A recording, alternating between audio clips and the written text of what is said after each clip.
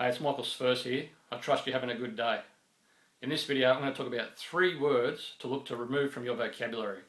Because these 3 words, they can cause you to feel stress, anxiety, frustration, just those negative feelings, like you just have to do something. So we'll get into it, and I'll give you the first word. And the first word is the word should. Now the word should implies that you're living by someone else's values.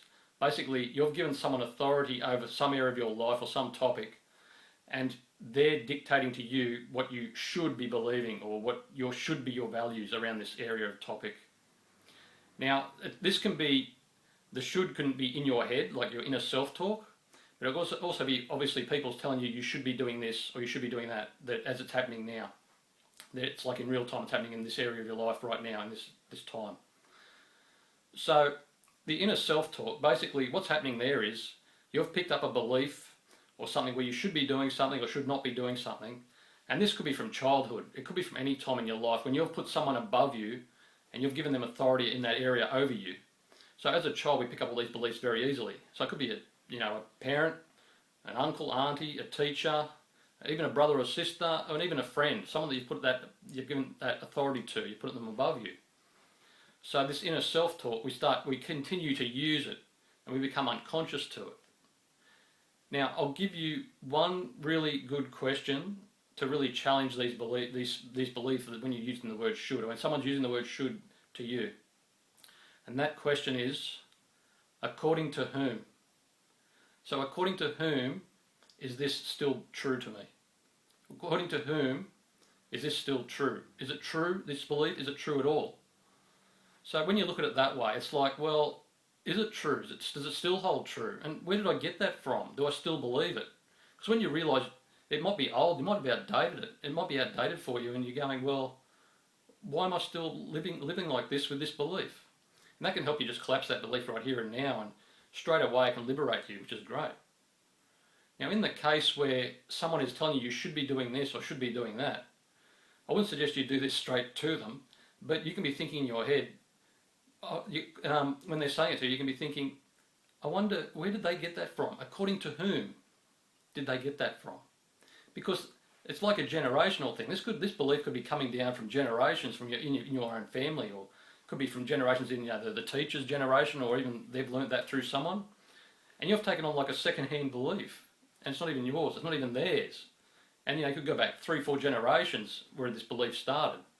So you just come in with this according to whom, and you might not get it for 3-4 generations, you might not know exactly, but it starts to wake you up to, well, do I have to believe this? Why should I believe this? Exactly, why should I believe this?